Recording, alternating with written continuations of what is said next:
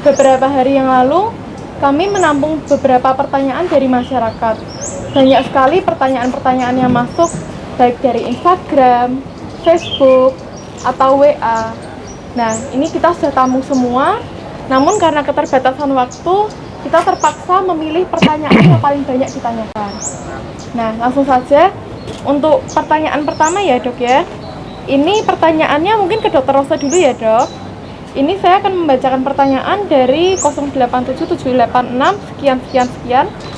Assalamualaikum dokter. Maaf saya mau tanya dokter. Di masa pandemi ini anak saya sekolah SMK dari kelas 10 sampai ini kelas 12 nggak mau tidur di rumah sendiri. Dan dolan terus. Tiap malam begadang. Kalau pagi tidur terus, kalau ada tugas sekolah males. Seringnya nggak dikerjain. Kalau saya ingatkan malah marah-marah. Kalau ditanya gurunya, dia bilang mau sekolah, mau kuliah. Tapi kok males. Sebagai orang tua, saya sedih dok. Anaknya merasa nggak nyaman. Saya sudah berusaha mendekati, saya berdoa terus dok. Malah pengen tak berobatkan ke dokter Syarifah Rose. Wah. Biar kalau malam bisa tidur. Tolong minta solusinya dok. Monggo dokter. Ya, ini jadi yang bermasalah adalah remaja ya, sudah remaja SMK ya. Kebetulan masuk SMK pandemi sampai sekarang ya. Jadi naik kelas 3 Iya. dari dulu ya. Dari kelas 10 sampai kelas 12. 2 tahun. Ya. Ya, mungkin cukup prihatin kita mendengarnya ya seperti ini. Nah, kenapa dia lebih suka dengan teman-temannya dan dia tidur di luar rumah? Ya, barangkali tadi bonding ke orang tuanya itu kurang dibandingkan bonding dengan teman-temannya. Jadi tadi pertama adalah bonding, keterikatan anak dengan orang tua itu memang harus dibangun kembali. Sudah ada usaha untuk pendekatan dari orang tua, tapi masih marah-marah ya, memang butuh proses. Ya, anak itu butuh proses sampai dia percaya, oh ternyata orang tua saya tuh lebih bagus daripada yang di luar sana. Berarti saya harus percaya pada orang tua saya. Nah, dia nanti akan berat untuk meninggalkan orang tuanya. Nah, yang kedua bahwa dia malam begadang, pagi tidur. Nah, ini sudah ada gangguan tidur ya. Gangguan tidur itu faktor risiko terhadap terjadinya gangguan jiwa. Jadi mungkin diatur dulu waktu tidurnya. Jadi malam harus tidurnya itu harus tidur cepat dan cepat bangun. Ya, jam 9 harus sudah tidur, jam 10 pulas, dan nanti subuh usahakan bangun ya. Kemudian dia sudah marah-marah, ini sudah ada gangguan emosi ya. Sejauh mana marah-marahnya gitu ya.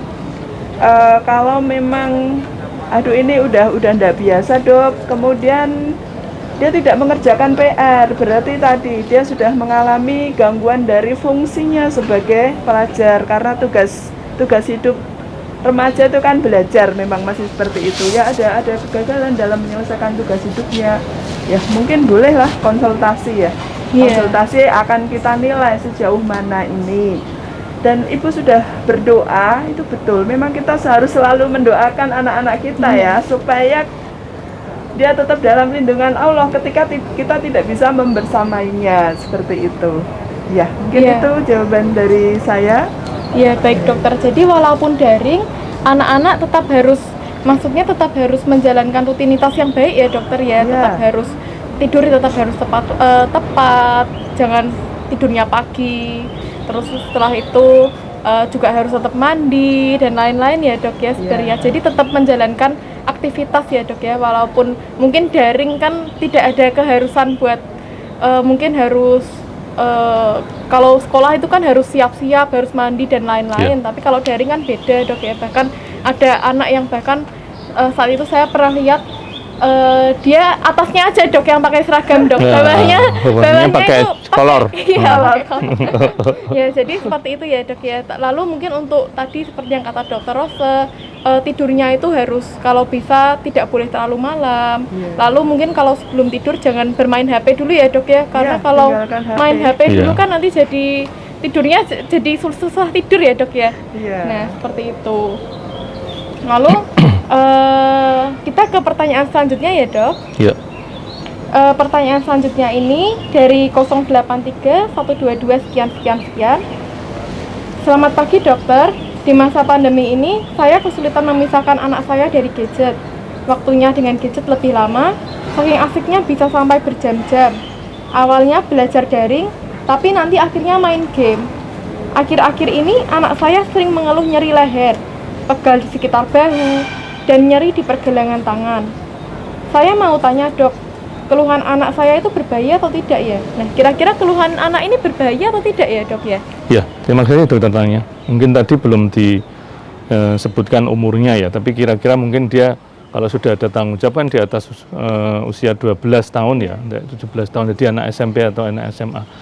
Jadi tadi mungkin awal kita sudah bisa menyampaikan di situ bahwa pemakaian gadget itu setahu kami dari IDAI itu dan mungkin dari sisi fisiknya ya, dari sisi matanya, kesehatan matanya ya, itu untuk mainnya itu kalau di atas usia 5 tahun tidak lebih dari 2 jam. Itu dulu. Selain dia pembelajaran, kalau pembelajaran, nah ini memang harus nanti ada koordinasi antara katakanlah konsultasi dengan baik itu dengan IDAI maupun dengan ID, bagaimana pembelajaran kurikulum yang baik pada pembelajaran jarak jauh ya, PJJ ya. Gejala-gejala yang tadi disampaikan dari orang tua mengenai anaknya tersebut yang ada gangguan di sekitar leher, ini pasti berhubungan dengan over pemakaian gadget pasti. Kenapa? Karena yang paling penting itu satu, kita harus tahu durasinya. Yang kedua harus tahu posturnya. Jadi kemungkinan itu di situ ada semacam fatigue atau kecapean di daerah leher dari penimbunan asam laktat dan sebagainya. Ya, pasti di situ karena pemberian pemakaian gadget yang terlalu lama. Kemudian bagaimana langkahnya?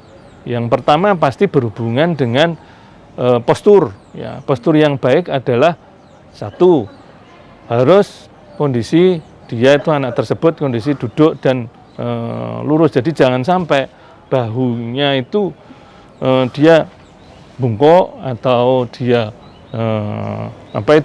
terlalu ke atas. Jadi harus mata dengan laptop katakanlah itu harus tepat, harus sama dengan pandangan matanya. Kemudian yang kedua itu dalam keadaan dia itu kondisinya fresh ya. Dalam arti begini, kalau memang anak tersebut kurang sehat, ya harus dipertimbangkan untuk dia jangan terlalu dipaksakan lama-lama, karena nanti akan menimbulkan efek kecapean lebih dalam lagi. Kemudian langkah mengantisipasinya apa? Ya, pasti kita harus melakukan salah satunya dengan dianggap senam ya, senam terhadap anak-anak kita, diajari untuk berlatih senam. Nanti kalau memang perlu konsultasi ke rehabilitasi medis di RSU. Tapi kalau secara singkat mungkin kami bisa sedikit menerangkan bahwa selama paling enggak 2-3 menit itu harus ada stretching. Stretching apa? Stretching untuk membuat leher, kemudian tangan, punggung itu akan lebih lemes atau cenderung katakanlah otot-ototnya akan lebih baik ya. Dengan cara apa? Dengan cara stretching. Bagaimana stretching? Stretching yang ringan setahu saya itu ya kita coba aja berdiri ya, anak itu minta berdiri, orang tua ngajari di depannya. Nah, ya kita suruh aja 5 detik, 5 kali hitungan 1, 2, 3, 4, 5 gitu aja ya. Kemudian ke samping 1, 2, 3, 4, 5 ya. Kemudian katakanlah kalau memang ini kan di daerah punggung juga akan bermasalah, muter ya, sini 1, 2, 3, 4, 5 kanan kiri sekitar 3 menit ya. Itu nanti kami dari Rumah Sakit Lukman Hadi juga akan nanti memberikan tips-tipsnya ya, di situ bagaimana supaya anak-anak tadi tidak secara fisik dia akan berdampak terhadap pemberlakuan daring tadi yang sampai hari ini kan masih seperti ini, masih belum bisa dilakukan pembelajaran tatap muka. Mungkin dari saya seperti itu, Dokter Tania. Ya baik, jadi untuk tadi kalau misalnya mau tips-tipsnya lebih lanjut, Ya. bisa nanti dipantau ya untuk podcast selanjutnya di Instagram atau di media sosial yang lain dari RSUD Lukmono Hadi.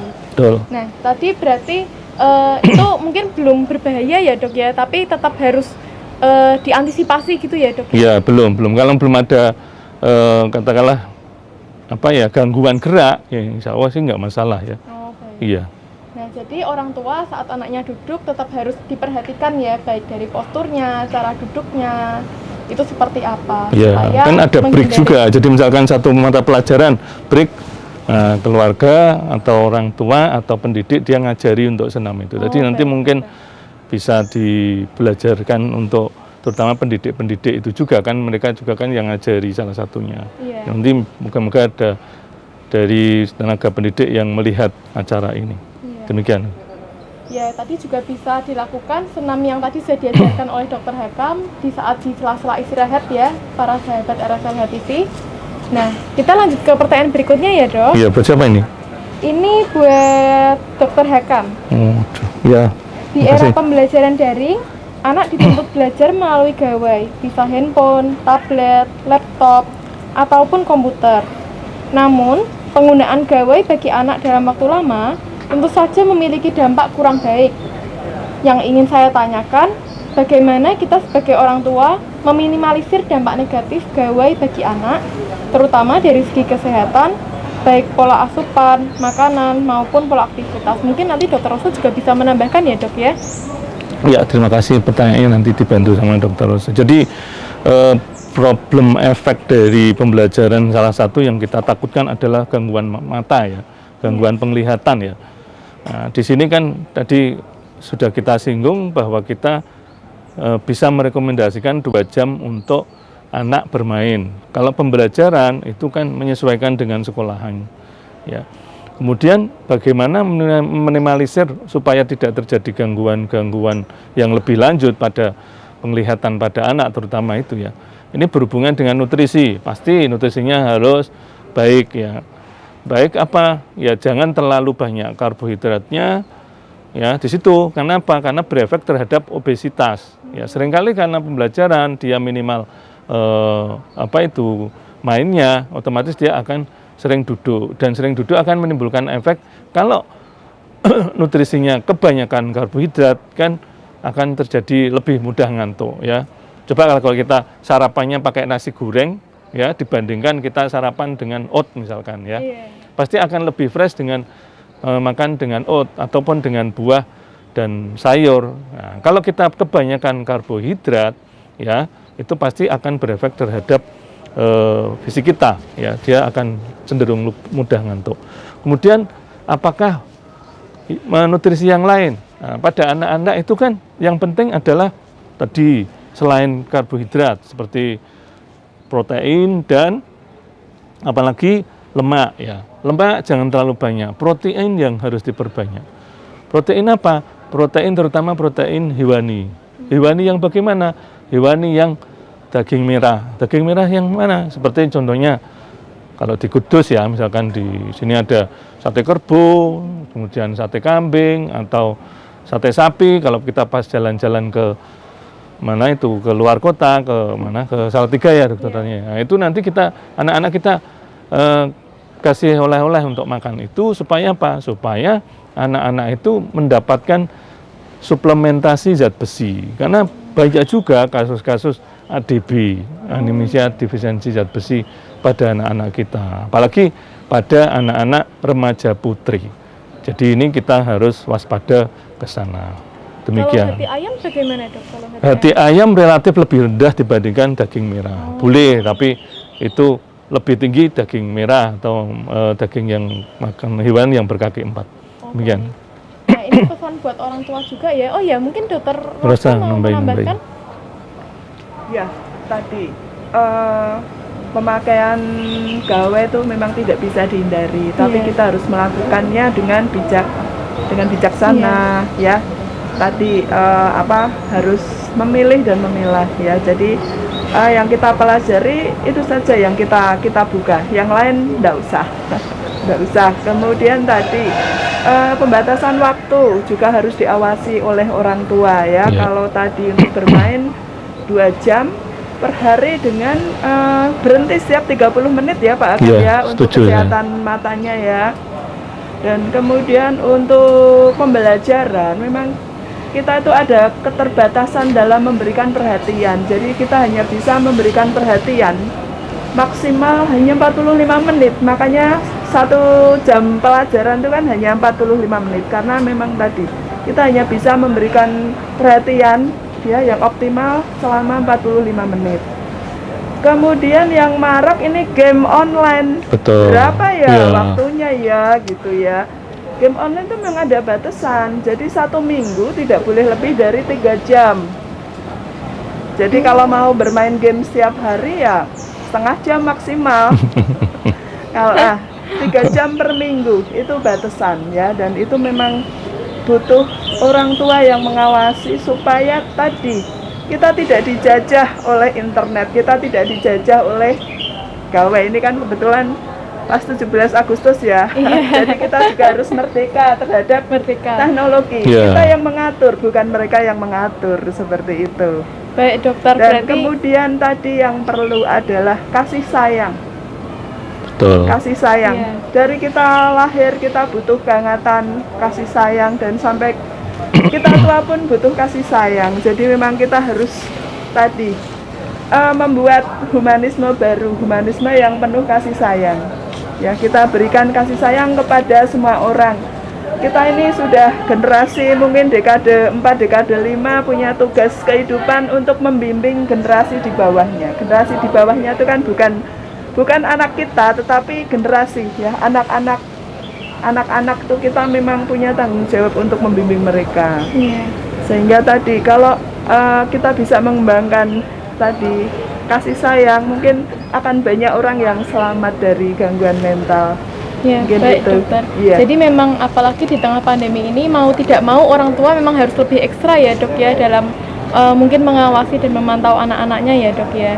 Juga tadi seperti yang sudah dikatakan dokter Hakam, nutrisi yang penting ya dok ya. Kan kadang banyak orang kan salah paham dok, kayak oh anak-anak jangan dikasih protein hewani, jangan dikasih daging sapi, jangan dikasih yang lain, nanti kolesterolnya tinggi gitu. Padahal enggak ya dok, salah ya dok ya sebenarnya.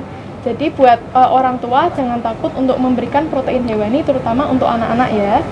Setelah itu kita masuk ke pertanyaan terakhir ya dok ya. Ini sebenarnya pertanyaannya masih banyak dok, cuma ya karena ada keterbatasan waktu ya dok ya.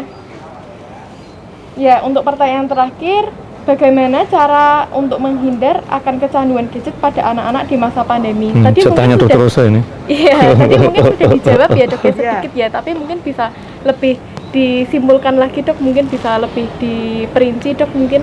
Ya, jadi tadi bagaimana mengatasi kecanduan gawe ya. Jadi kapan kita mulai berpikir, wah ini nih anak saya kecanduan gadget ya. 1, apabila dia main gadget lebih dari 2 jam per hari.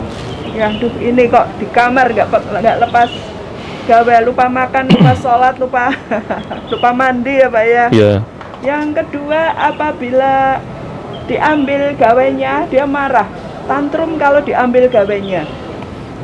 Kemudian dia merasa tidak bisa hidup kalau tidak pegang HP. Sehari aja tidak pegang HP dia udah belingsatan, ya.